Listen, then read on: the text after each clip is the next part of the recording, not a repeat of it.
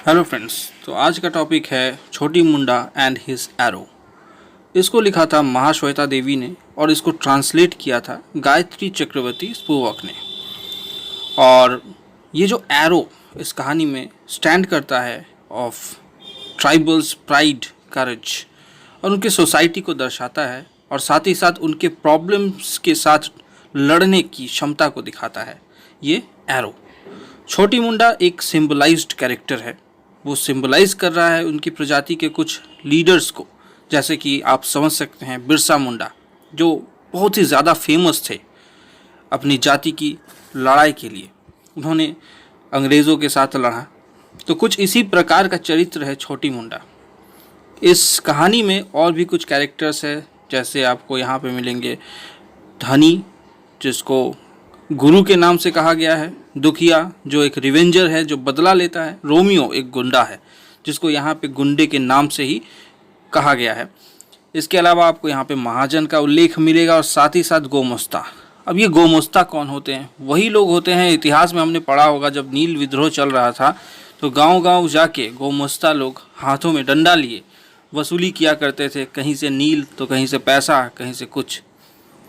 तो इसी प्रकार की ये कहानी है जहाँ पे एरो को एक ट्रेडिशनल वेपन है हम जानते हैं, और धनी जो है वो उसका शिक्षक है, किसका? छोटी मुंडा का। और वो उसको बहुत कुछ सिखाता है और धनी की शिक्षा के चलते वो बहुत कुछ सीख भी पाता है। वो दुनिया को समझ पाता है, वो राजनीति समझता है, वो साधारण लोगों का जीवन समझता है और वो अमीरों की ज़िंदगी को भी बेहतरीन रूप से समझ पाता है। आप आगे चल के इस कहानी से अपना उत्तर बना पाए, मैं यही कोशिश करूंगा, और जो लोग नेट दे रहे हैं वो भी इस कहानी को समझ के अपना आंसर दे पाए। तो उम्मीद करता हूं कि अगर आपको वीडियो पसंद आ रहा हो तो प्लीज़ हमारे चैनल को सब्सक्राइब कीजिएगा। तो थोड़ा सा एक ब्रेक दे दिया मैंने यहाँ। तो आगे चलते हैं कहानी में।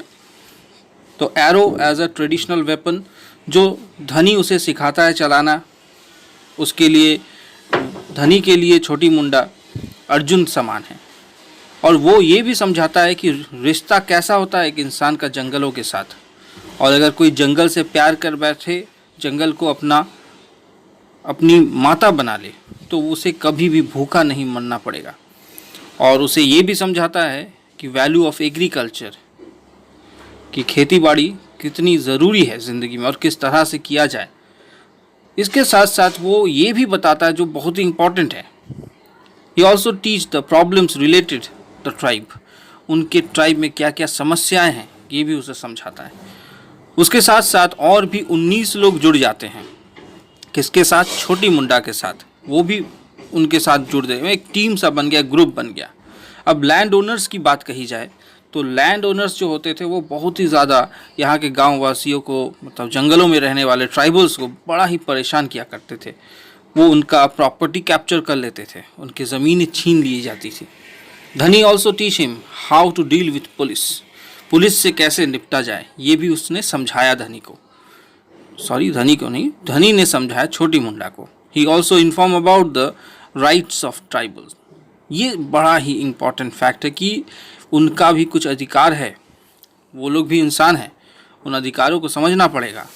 All Munda are simple people, ये तो हम जानते ही हैं। जो आदिवासी होते हैं वो ज़्यादा नखरे वाले नहीं होते, वो बिल्कुल सिंपल होते हैं, साधारण होते हैं, हाई फाई तो होते ही नहीं। अब बात करते हैं एक कैरेक्टर है जिसका नाम मैंने कहा था दुखिया, जो एक रिवेंजर कहा था। वो बदला लेता है। वो क्या करता है, एक वक्त एक गोमस्ता है उसका मर्डर कर देता है। किस तरह? हाथ काट के।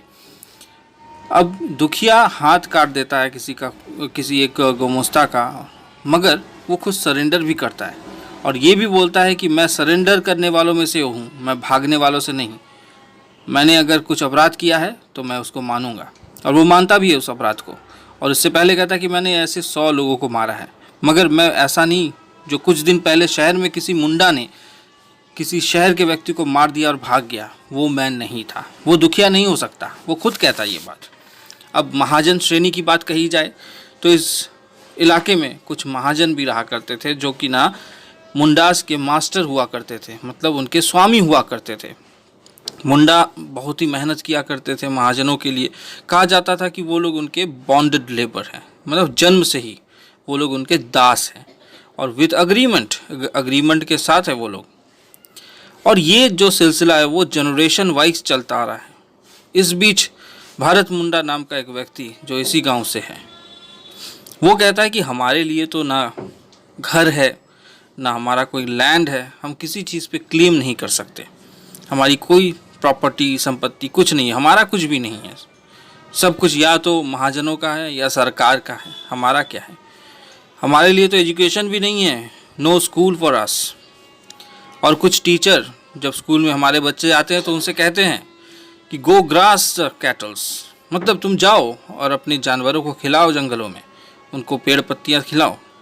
तुम्हारे लिए पढ़ाई नहीं है, पढ़ाई तो केवल अपर क्लास के लोगों के लिए है, ब्राह्मण्स के लिए, क्षत्रिय के लिए, तुम जैसे लोगों के लिए पढ़ाई थोड़ी ना होता है। तो ऐसी चीज़ों को वो बर्दाश्त करते रहे। छोटी मुंडा एजुकेटेड नहीं था स्कूल से, मगर वो बहुत ज्ञानी था, उसके सोच विचार कुछ अलग थे लोगों से।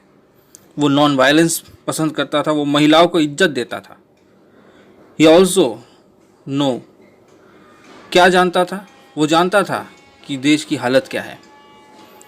He is the only one who bring Munda together. वो केवल मात्र ऐसा था जो मुंडाओं को एकत्र किया करता था, सभी लोगों को एक साथ रखता था। वो चाहता था कि उनका कल्चर बचा रहे, उनका ट्रेडिशन बचा रहे। ही understand the relation between them and the government.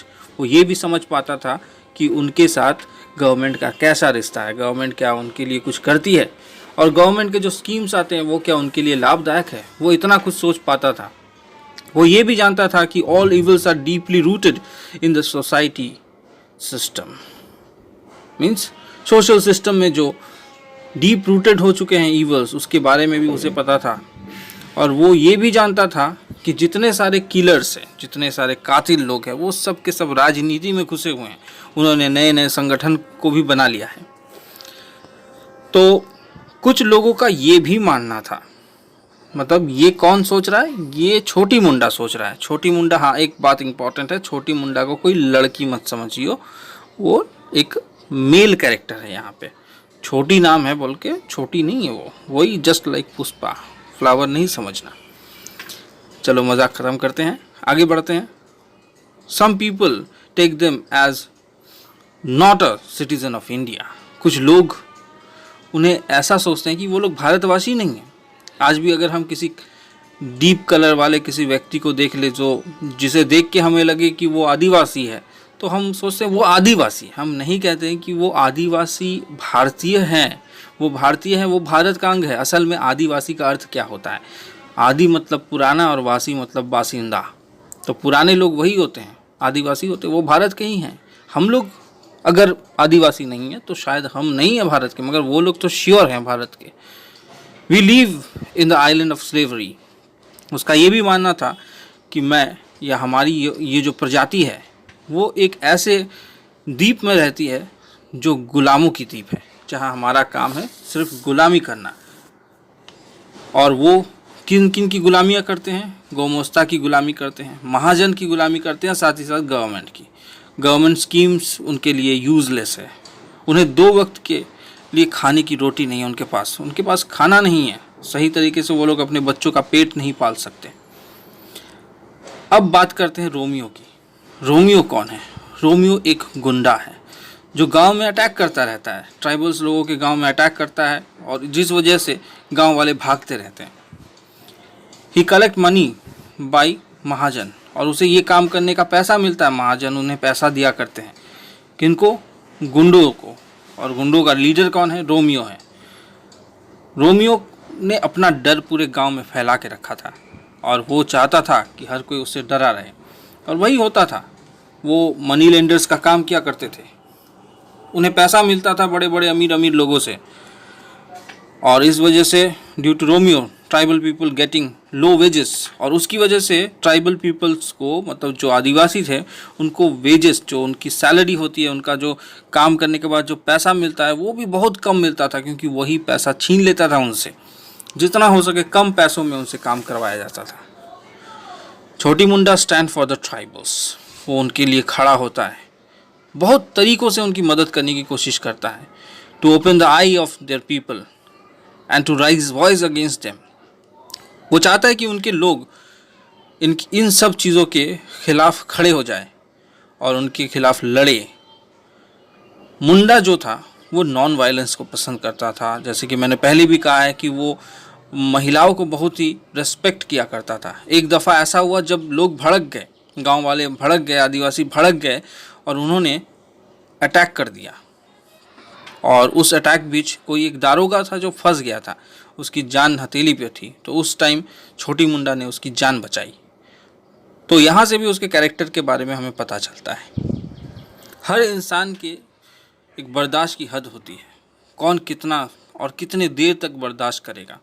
तो एक वक्त ऐसा होता है कि मुंडा, जब रोमियो उनके गांव में अटैक करता है तो छोटी मुंडा उन पे तीर से अटैक करता है और वो तीर सीधा जाके लगता है रोमियो को, और उसके साथ और भी कुछ साथी थे, उसे भी वो मारता है। तो इस प्रकार क्या होता है, रोमियो की हत्या हो जाती है और जो छोटी मुंडा था वो खुद को सरेंडर कर देता है। और वो सरेंडर कहाँ करता है, एसडीओ के पास, मतलब सब डिविजनल ऑफिसर के सामने वो खुद को सरेंडर कर देता है। मगर हज़ारों के हज़ार आदमी उसके सपोर्ट में हैं। अब इवन जो लोग नॉन ट्राइबल थे, मतलब जो आदिवासी नहीं थे, वो भी उसका सपोर्ट करते हैं, क्योंकि हर कोई उसे पसंद करने लगा था। वो लोगों को इतनी अच्छी तरीके से एकत्र करता था, इकट्ठा करता था, अच्छी अच्छी बातें कहा करता था, तो लोग उससे इंस्पायर हो गए थे और उसे अपना आइडल मानने लगे थे।